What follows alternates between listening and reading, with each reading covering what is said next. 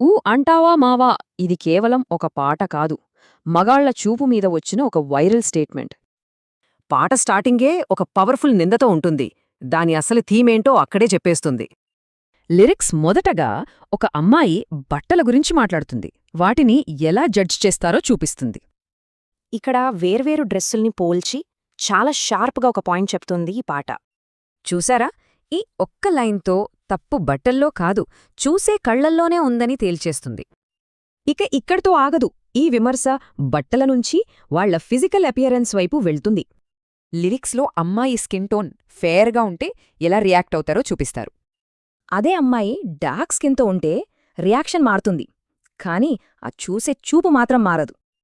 అంటే skin colour ఏదైనా సరే ఆ వంకర బుద్ధికి అదొక టార్గెట్ అవుతుందని పాట చెప్తుంది.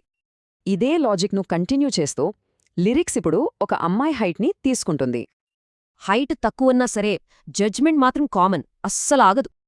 ఒకవేళ అమ్మాయి కర్వీగా ఉందనుకోండి, అప్పుడు కూడా అదే అన్వాంటెడ్ అటెన్షన్. సరే, మరి సన్నగా ఉంటే అప్పుడు కూడా సేమ్ అదే ఆబ్జెక్టిఫికేషన్. సో ఈ పాటలో అసలు పాయింట్ ఇదే, వంకర బుద్ధి అంటే వంకర ఆలోచన అన్నమాట.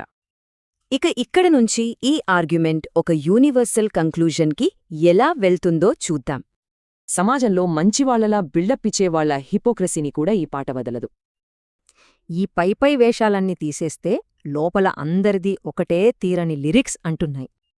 అండ్ ఫైనల్గా చీకటి పడ్డాక మనుషుల అస్సలు బుద్ధి ఎలా ఉంటుందో చెప్పే బ్రిలియంట్ లైన్ ఇది.